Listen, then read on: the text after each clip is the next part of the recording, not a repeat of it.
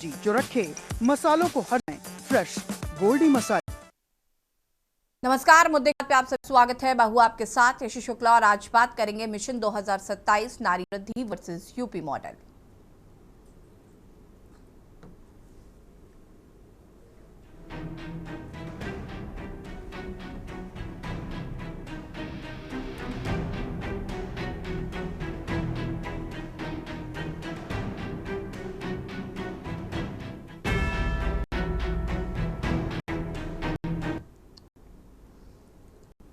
और बात मिशन 2027 नारी समृद्धि वर्सेस यूपी मॉडल। कहते हैं कि सियासत की बिसात मरमोहरे बहुत पहले बिछा दिए जाते हैं। उत्तर प्रदेश में चुनाव 2027 में है, लेकिन लखनऊ की तपिश बता रही है कि चुनावी बिगुल फूंक चुका है। समाजवादी पार्टी के अध्यक्ष अखिलेश यादव ने एक ऐसा कार्ड खेला है जिसमें की राजनीति में खलबली मचा दी। नारी समृद्धि योजना, सालाना 40,000 रुपए। ये सिर्फ एक आंकड़ा नहीं है, ये 2027 की सत्ता की चाबी हासिल करने की एक बड़ी कोशिश है। अखिलेश यादव जानते हैं कि अगर आधी आबादी का भरोसा जीत लिया तो लखनऊ का सिंहासन दूर नहीं है। लेकिन सवाल यह है कि क्या जनता सिर्फ वादों पर भरोसा करेगी? क्या ये 40,000 रुपए यूपी की सियासत का रुख मोड़ देंगे? अखिलेश यादव सिर्फ वादों पर नहीं रुके, उन्होंने सरकार की सबसे मजबूत कड़ी यानी कि कानून व्यवस्था पर भी सीधा प्रहार किया। एक जुमला उछाला, हथेली गर्म तो पुलिस नरम। गोरखपुर से लेकर लखनऊ तक अखिलेश ने पुलिसिया तंत्र और भ्रष्टाचार को निशान लिया। उन्होंने तंज कसा कि भाजपा के अपने सांसद ही सरकार की पोल खोल रहे हैं। अखिलेश का आरोप है कि यूपी में विकास के नाम पर बड़े कॉरिडोर बन रहे हैं। रक्षा मंत्री राजनाथ सिंह के ड्रीम प्रोजेक्ट ग्रीन कॉरिडोर को लेकर उन्होंने मुख्यमंत्री पर निशाना साधा। वो बताता है कि 2027 की लड़ाई निजी हमलों और तीखे तंजों से भरी होने वाली है। क्या वाकई यूपी की सड़कें मानकों पर खरी नहीं उतर रही हैं, या ये सिर्फ चुनावी नैरेटिव सेट करने की एक कोशिश है? लेकिन पलटवार भी उतना ही जोरदार था। मुख्यमंत्री योगी आदित्यनाथ ने भी अपनी सरकार के 9 साल का वो हिसाब दिया जिसे वो रामराज्य की नींव मानते हैं। सीएम ने सीधे 2017 से पहले के यूपी याद दिलाई। वो दौर जब पश्चिमी यूपी से पलायन था, जहां बेटियों की सुरक्षा भगवान भरोसे थी। योगी का संदेश साफ, यूपी में ना कर्फ्यू है ना दंगे का डर। 9 साल में 9 लाख नौकरियां, पारदर्शी भर्ती प्रक्रिया और $1 ट्रिलियन इकोनॉमी का सपना। मुख्यमंत्री ने साफ कर दिया कि उनकी सरकार साजिशों से नहीं, सुशासन से चलती है। डिप्टी सीएम केशव प्रसाद मौर्य, ब्रजेश पाठक ने भी अखिलेश के दावों को अराजकता की वापसी का संकेत करार दिया। भाजपा का ये सुरक्षा और विकास का कॉम्बो अखिलेश के नारी समृद्धि कार्ड को फेल कर पाएगा। 2027 की अब 2 विचारधाराओं के बीच है।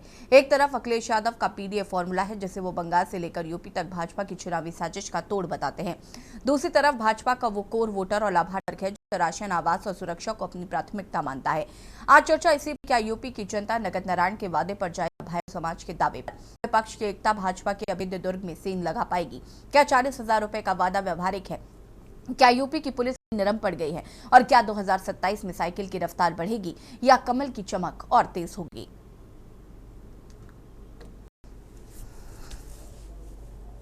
यही हमारी डबल इंजन सरकार की सबसे ज्यादा विश्वसनीय वो उनमें से एक है कि की प्रक्रिया हो, शासन की योजना लाभ बिना भेदभाव के समाज के हर तबके को प्राप्त होगा।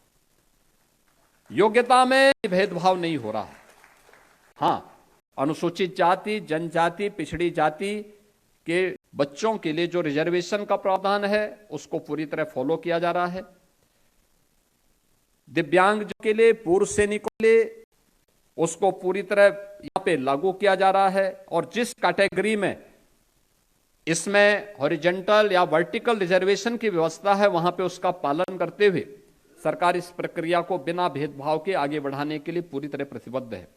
और इसी प्रतिबद्धता का परिणाम है कि पिछले 9 वर्ष में हमारी सरकार ने 9 लाख से अधिक सरकारी नौकरी दी है। 9 लाख से अधिक। देश के अंदर सर्वाधिक नौकरियां हैं किसी भी राज्य के द्वारा दी गई। और एक भी नौकरी में कोई ये नहीं बोल सकता है कि कहीं किसी ने कोई लेन देन किया हो, सिफारिश की हो, किसी ने किसी प्रकार की कोई गुंजाइश रखी हो, क्योंकि किसी को भी नहीं पता होता है। यानी मैं मुख्यमंत्री हूं, मुझे भी नहीं पता है कि किसको किस विद्यालय में जाना है, किसका चयन हुआ है। हमें यह भी नहीं पता होता है कि कौन लोग इसमें काम कर रहे हैं। ये संबंधित एजेंसी, संबंधित आयोग तय करता है। संबंधित आयोग हमें सूची उपलब्ध करवाता है। हां, आयोग को वॉच करने के लिए हमारे कैमरे भी वहां हमेशा नजर गड़ाए रहते हैं।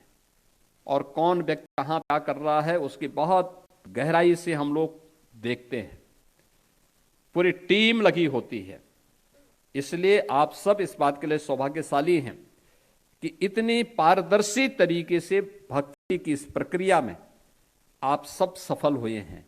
यह आपकी योजना को और आपके द्वारा किए गए परिश्रम को डबल इंजन सरकार द्वारा दिए गए सम्मान का यह प्रतिफल है कि आज नवरात्रि के अवसर पर आपको यह नियुक्ति पत्र वितरण के कार्यक्रम के साथ जुड़ने का अवसर प्राप्त हुआ है। मैं इस अवसर पर आपको, आपके परिवार के सभी सदस्यों को, आपके मित्रों को, गुरुजनों को, सबको मैं बधाई देता हूं। आपका चिकित्सा शिक्षा विभाग के साथ जुड़ना उत्तर प्रदेश की स्वास्थ्य सेवाओं को और बेहतर करने में मदद करेगा। आप सब प्रति मेरी मंगलमय शुभकामनाएं हैं। उन्होंने नवरात्र में लगता है दिन तय किया है। असली विस्तार सरकार और विकास का होगा 2027 में। ये तो रूठेयों को मनाने वाला है और जब पूरा वर्ष हो गया है तब मंत्री बनेंगे। और आपको सुनने में आ गया होगा कि कई विभागों का बहुत जल्दी जल्दी बजट स्वीकृत हो रहा है। हेलो,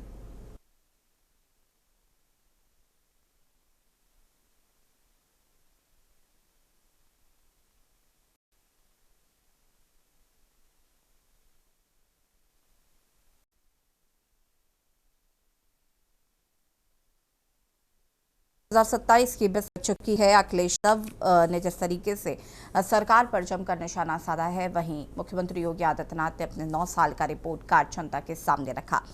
आशीष तिवारी जी बीजेपी नेता हमारे साथ जुड़ चुके हैं और रजत मिश्रा जी सपा नेता है हमारे साथ जुड़ चुके हैं। आपका बहुत बहुत स्वागत है। शुरुआत रजत जी से करती हूँ मैं। रजत जी, अखिलेश यादव ने प्रेस कॉन्फ्रेंस की, सरकार पर जमकर निशाना साधा। मुख्यमंत्री योगी आदित्यनाथ ने अपने हाल ही में 9 साल का रिपोर्ट कार्ड पेश किया और उन्होंने कहा कि ये राम राज्य की नींव है और हम सुशासन के साथ सरकार चला रहे हैं। जो व्यवस्थाएं हैं उनको दुरुस्त किया गया है, महिलाओं के लिए तमाम चीज़ें उन्होंने बताई। और उसके बाद अखिलेश यादव ने कहा कि हम 40,000 रुपये नारी समृद्धि के नाम पर महिलाओं को सालाना देंगे। आधी आबादी को जीतने की कोशिश अखिलेश यादव कर रहे हैं। जी ऋषि जी, बहुत बहुत धन्यवाद आज की चर्चा में शामिल करने के लिए। ऋषि जी, जो रिपोर्ट कार्ड है 9 साल का, ये भारतीय जनता पार्टी का स्वयं का बनाया हुआ, अजय कुमार जी का बनाया हुआ स्वयं का रिपोर्ट कार्ड है। इसका देखिए, आम जनता से कोई सरोकार नहीं है। ये तो वही है कि खुद आप जो है परीक्षा दो और खुद कॉपी चेक कर लो और खुद अपने आप को जो है मेरिट लिस्ट में अपना नाम डाल दो, उस तरीके का रिपोर्ट कार्ड है। बाकी 9 साल में उत्तर प्रदेश में भारतीय जनता पार्टी ने और अजय कुमार बिष्ट जी की सरकार ने क्या क्या किया, ये किसी से छिपा नहीं है। हम कहेंगे कि जो है यूपी में दंगा हो गया, यूपी में सब चंगा है। हम कहेंगे अगर चंगा है तो फिर जो है अभी देखिए लेटेस्ट जो है वाराणसी के एक कॉलेज में जो है सरेआम जो है गोलीकांड हो जाता है। हम कहेंगे कि मेडिकल में जो है आप कुछ नहीं हुआ है तो आप जो है कहेंगे जो है जय श्री राम। जिस तरीके से गोरखपुर में बच्चों का जो है छोटे छोटे निर्मम बच्चों का जो है वहां पे बेचारे जो है उनकी हत्या हुई, तो इस तरह से जो है सरकार के अंदर, सरकार में कुछ भी चंगा नहीं है। पूरा उत्तर प्रदेश आज अपराध प्रदेश बना हुआ है और योगी जी की सरकार लॉ एंड ऑर्डर मेंटेन पूरी तरीके से फेल है। तो हिंदू मुस्लिम की बात, इसके अलावा उत्तर प्रदेश में कुछ नहीं हुआ पिछले सालों में, पिछले 9 सालों में। तो लॉ एंड ऑर्डर मेंटेन करने में फेल रही है। चाहे आप शिक्षा लीजिए, शिक्षा की अगर हम बात करेंगे तो आप देखिए प्राइमरी स्कूल, कितनी बड़ी संख्या में प्राइमरी स्कूल बने हुए हैं उत्तर प्रदेश के अंदर, उनको मर्ज इस तरीके से सरकार, चिकित्सा हो चाहे शिक्षा हो, किताब ले लीजिए, हर तरीके से उसमें फेल है। तो आगे 2027 का चुनाव है। 2027 के चुनाव को लेकर के भी भाजपा का कोई मिशन, कोई विजन नहीं है। वो वही है कि फिर से वही दंगे फसाद, हिंदू मुस्लिम राम, ये सब लेकर के ही आ रहे हैं। कोई विजन जो है आप तो में सरकार बिल्कुल भी अनिश्चित है। आगे 2022 में समाजवादी पार्टी जिस तरीके से हमारे नेता राष्ट्रीय अध्यक्ष अखिलेश यादव जी ने कहा है कि चाहे वो आधी आबादी की बात हो, चाहे युवाओं की बात हो, चाहे नौजवानों की बात हो, चाहे महिलाओं की बात हो, हम सबको लेकर के हम इस से काम किया है हमारी सरकार ने, और वही विजन लेकर के हम फिर से 2027 में आ रहे हैं। और जिस तरीके से जनता का साथ, जनता का समर्थन समाजवादी पार्टी को मिल रहा है, ये किसी से छिपा नहीं है। ठीक है, वापस आएंगे आपके पास। आशीष तिवारी जी बीजेपी नेता हमारे साथ जुड़े हुए हैं। आशीष जी, जिस मुद्दों को लेकर आप सत्ता में आए हैं और उसके बाद आज वही मुद्दे अखिलेश यादव उठा रहे हैं और सरकार को घेरने की कोशिश कर रहे हैं, जिसमें कानून व्यवस्था नंबर 1 पर है। उन्होंने कानून व्यवस्था को लेकर कई सवाल खड़े किए हैं। साथ ही साथ उन्होंने कहा कि हथेली गरम तो पुलिस नरम।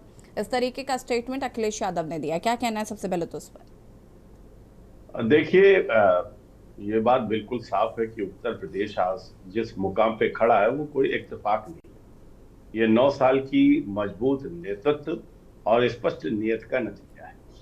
और जहां तक कानून व्यवस्था की बात है, तो आज अपराधी खुद सरेंडर कर रहे हैं, माफिया जो है वो प्रदेश छोड़ के जा रहे हैं।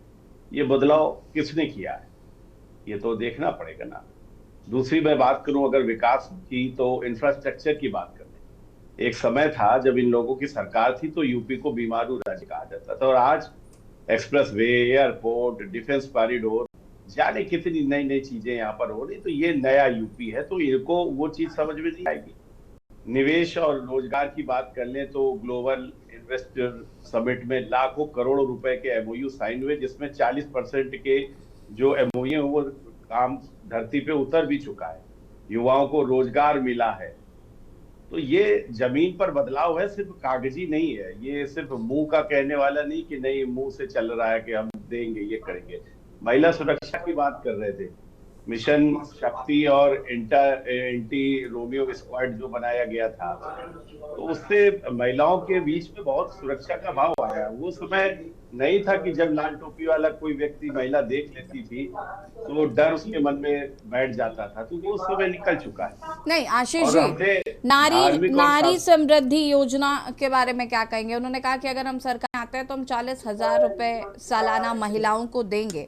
और इससे पहले अखिलेश यादव ने जब छात्रों को लैपटॉप वितरित किए थे तो सबने देखा है, देश की आधी आबादी को कहीं ना कहीं वो अपने पाले में लाने की कोशिश कर रहे हैं। देखिए, उत्तर प्रदेश में आधी आबादी लगभग, उत्तर प्रदेश की अगर मैं जनसंख्या मान लूं तो 30 करोड़ है। 30 करोड़ में आधी आबादी हो गई 15 करोड़, और 15 करोड़ को ये 40,000 देंगे। यूपी का बजट 9 लाख करोड़ है, और ये 15 चौको 6 करोड़ रुपया ये महिला दे देंगे। मतलब कोई लिखा पढ़ी, कोई समझदारी की बात होती कि बस मुंह उठाया बोल दिया।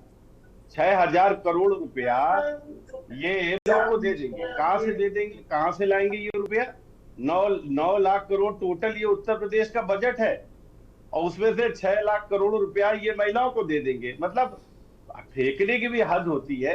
तो ये समझने की बात है, और प्रदेश के बुद्धिजीवी वर्ग समझता है इन बातों को कि ये फेंका फाकी वाला काम नहीं चलेगा। यहाँ पर कई बार आपने नैरेटिव एक गढ़ दिया तो आपने सोचा कि वो काम कर गया तो ये भी काम कर जाएगा। अरे थोड़ा तो भाई मुझे लग रहा है कि लिखा पढ़ी में बात होनी चाहिए। कहाँ से देंगे? कहीं नहीं दे पाएंगे, झूठ बोल रहे हैं। और दूसरी बात, हिंदू मुस्लिम की बात करते हैं, वहां बनारस में हड्डियां खा खा के फेंक रहे हैं, उसको जस्टिफाई कर रहे हैं अखिलेश यादव जी। कह रहे नहीं ये सिर्फ साजिश है दो लोगों को ग्रुप पैदा करने में। तो ये दूरियां पैदा, मतलब आप हमारे धार्मिक स्थल पे हमारी धार्मिक मान्यताओं को आप आघात पहुंचाओ, और फिर उसपे अखिलेश यादव जी का ये स्टेटमेंट वो सही नहीं है। तो मुझे तो ये लग रहा है कि इटावा में ये जो मंदिर बनवा रहे हैं, कौ मंदिर के अंदर ये करवा दें दो लोगों को समीप लाने के लिए, कि नहीं मंदिर में आप इफ्तारी यहीं पर सब अड्डी अड्डी फेंको। चूंकि जब माँ गंगा को आपने दूषित करने के बचाव में आप खड़े हो, तो माँ गंगा को जिन्होंने अपनी जटाओं में धारण कर रखा है महादेव, उनके देर में आपको अशुद्ध करने में टाइम थोड़ी लगेगा। आप तो कह दोगे कि नहीं ठीक है। तो इस तरीके की बातें अखिलेश यादव जी जो कर रहे हैं वो बातें ठीक नहीं है। समाज में इस तरीके की खाई नहीं पैदा करनी चाहिए।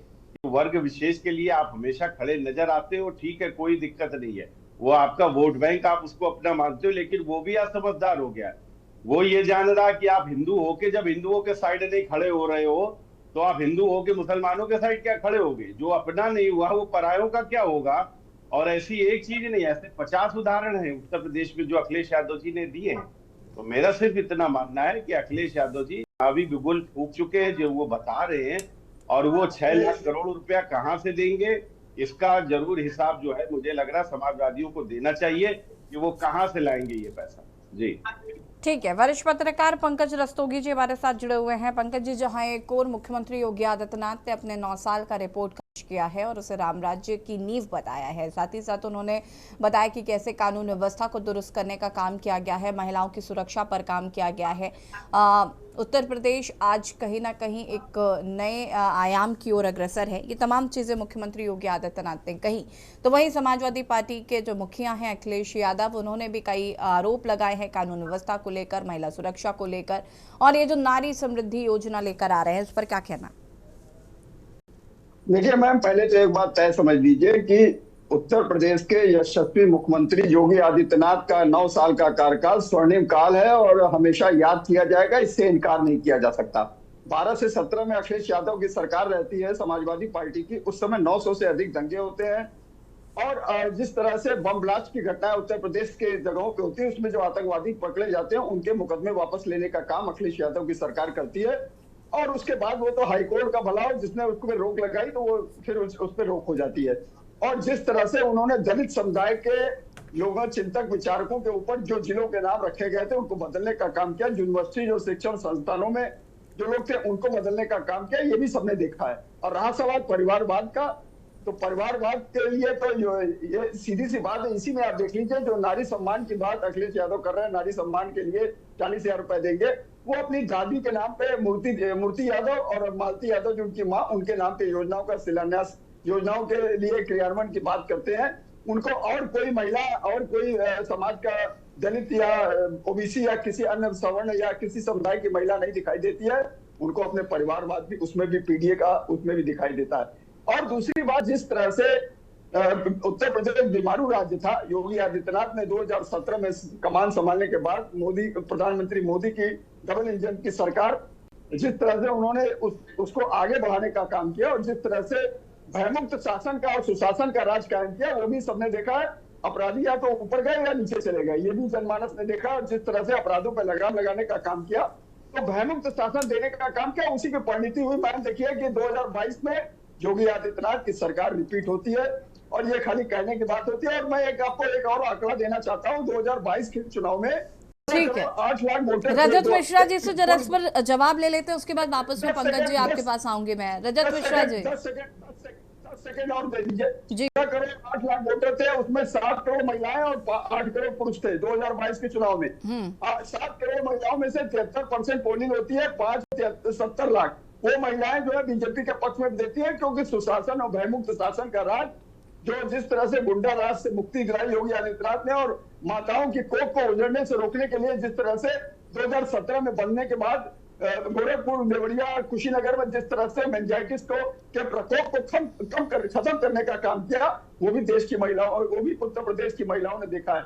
आज उत्तर प्रदेश में 40 लाख करोड़ के इन्वेस्टमेंट है, उसमें से 25 लाख करोड़ के इन्वेस्टमेंट धरातल पे आने की ओर अग्रसर है। उत्तर प्रदेश एक सुशासन का, अगर यहाँ कोई अपराधी करता है, कितने अपराधी ऊपर चले गए और अपराधी तक आगे दिखाएंगे कि मुझे जेल के पीछे बंद कर दिया जाए। ठीक है रजत मिश्रा जी, ठीक है, वापस आएंगे पंकज जी। रजत जी जवाब हो जाने दीजिए भाई, हो सकता है इनको कहीं से आश्वासन हो। जी बताइए। देखिए मैं तो यही कहूंगा, बर्बाद गुलिस्ता करने को एक उल्लू काफी है, हर साख पे उल्लू बैठा है, अनजाने गुलिस्ता क्या होगा। तो ये वही है। तो भाषण अच्छा था, सुनने में बहुत बढ़िया लगा। माँ गंगा की बात कर रहे हैं, माँ गंगा के नाम पे 22,500 करोड़ रुपए का बजट खा गए ये भ्रष्टाचारी। आपके न्यूज चैनल के माध्यम से कई बार डिबेट हुई इस मुद्दे पर, ना जाने कौन कौन से जो है मुद्दों पे, चाहे वो शमशान घाट का मामला हो, चाहे माँ गंगा का मामला हो, चाहे स्वच्छ भारत मिशन का मामला हो, सब रुपया ये डकार गए भाजपाई। तो अब कहाँ से शासन सुशासन, ये बातें देखिए करना बंद कर दीजिए, ये जनता बहुत अच्छे से जान गई है। आप केवल हिंदू मुस्लिम के नाम पे सत्ता चलाना चाह रहे हैं, इसके अलावा कुछ नहीं है। अभी गोरखपुर में दीपावली के बाद 9 साल की बच्ची का रेप हो जाता है, अभी कानपुर में 4 दिन पहले 11 साल की बच्ची का रेप होकर के जमीन में गाड़ दिया जाता है। ये शासन है? अरे किस मुंह से बोलते हो, शर्म नहीं आती? अपनी बच्चियों को बाहर निकाल करके देखो तो पता चलेगा कि जो है शासन कितना अच्छा शासन चल रहा है। डरते हो मन के अंदर, नहीं निकालते होगे मजे के, नहीं निकालते होगे केले में, गारंटी लेता हूं मैं। शासन सुशासन यहाँ पे बैठा लेते हैं, बड़ी बड़ी बातें करना भूल जाइए। जिस तरीके से आज उत्तर प्रदेश में 8-8 साल, 9-9 साल, 11-11 साल की बच्चियों का रेप हो रहा है, अगर आप मीडिया देखते होंगे, अपने दिल के अंदर झांक करके बताएं, ये दोनों शख्स यहाँ पे बैठे हुए हैं, कि क्या सच में जो है यहाँ पे जो है बच्चियां सुरक्षित है? नहीं है बच्चियां सुरक्षित। आप लोग भारतीय जनता पार्टी का गुणगान कर रहे हो जबरदस्ती। ऐसा नहीं, देखिए एक ऐसी सरकार चाहिए उत्तर प्रदेश के अंदर जो सच में सीना तान करके कहे कि हाँ महिला सशक्तिकरण की बात करते हैं। और रही बात महिलाओं को रुपए देने की, तो आशीष जी अभी पिछला चुनाव बिहार का शायद आप भूल गए कि किस तरीके से जो है भारतीय जनता पार्टी ने वहां पे महिलाओं को वो क्या अपनी जेब से बच रहे थे? वहां पे बजट कहां से आ गया था? बजट तो प्रदेश का सब जगह बराबर ही है, कहीं 19 कहीं 20। ठीक है आशीष जी, जवाब दीजिए फटाफट। पिछले चुनाव में खड़े कहते हैं। देखिए ये दो चीजें होती हैं। ठीक है, रुके रजत जी रुक जाइए, जवाब लेते चलिए। रजत जी होल्ड ऑन, ये भारतीय जनता रुक जाइए। उत्तर प्रदेश में चाहे शिक्षा हो चाहे चिकित्सा हो, हर मुद्दे पे फेल है। जी आशीष जी। ठीक है आशीष जी। जब व्यक्ति के पास तर्क नहीं होते हैं तो इस तरीके की वो सड़क छाप बातें करने लगता है और इस तरीके के शब्दों का प्रयोग करता है। तो उसके पास बताने के इसमें लिए सड़क छाप जैसा क्या था आशीष जी, और आपने कौन से बहुत उम्दा शब्दों का इस्तेमाल कर लिया है, जरा ये बताइए। गोरखपुर की बच्ची का रेट नहीं है। ठीक, रजत जी एक सेकंड रुक जाइए, जरा रुक जाइए। चार चरित्र सुधार लीजिए, अजय कुमार बिष्ट ना बनिए। चलिए ठीक है आशीष जी। 2027 की बिसात बिछ चुकी है, वक्त की कमी। सभी का बहुत बहुत शुक्रिया चर्चा में शामिल होने के लिए। और बता दें आपको कि मिशन 2027 नारी समृद्धि वर्सेस यूपी मॉडल पर चर्चा कर रहे थे। और सीधे आपको ले चलते हैं उत्तराखंड के देहरादून, जहां पर मुख्यमंत्री पुष्कर सिंह धामी क्या कुछ कह रहे सुन लेते हैं।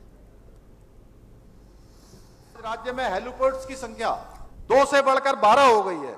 वहीं हेलीपैड की संख्या 60 से बढ़कर 118 हो गई है। बीते 4 वर्षों में राज्य में बिजली उत्पादन 3 गुना से अधिक बढ़ा है। बीते 4 वर्षों में 2,65,000 से अधिक हमारी मातृशक्ति, हमारी बहनें, हमारी माताएं लखपति दीदी बनी है।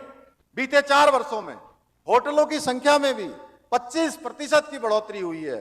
वहीं नए होम स्टे में 50% से अधिक की वृद्धि हुई है। आज डबल इंजन सरकार के कारण राज्य की दोगुनी रफ्तार से राज्य आज प्रगति कर रहा है। इसी का परिणाम है कि हमारे राज्य में रिवर्स पलायन 44% की बढ़ोतरी दर्ज की गई है। इन्हीं सब कार्यों का परिणाम है कि नीति आयोग भारत सरकार के इंडेक्स में 2023-24 सतत विकास के लक्ष्यों को प्राप्त करने में उत्तराखंड ने पूरे देश में पहला स्थान प्राप्त किया है। साथ ही भारत सरकार द्वारा सार्वजनिक प्रदर्शन सूचकांक में 2024 में विशेषज्ञों की श्रेणी में भी दूसरा स्थान प्राप्त हुआ है। इसके अलावा ईज ऑफ डूइंग बिजनेस में उत्तराखंड को अचीवर्स स्टार्टअप रैंकिंग में लीडर्स की श्रेणी प्राप्त हुई है। और नीति आयोग द्वारा जारी इंडिया इनोवेशन इंडेक्स रिपोर्ट में हिमालय राज्यों की श्रेणी में भी हमको पूरे देश में दूसरा स्थान प्राप्त हुआ है।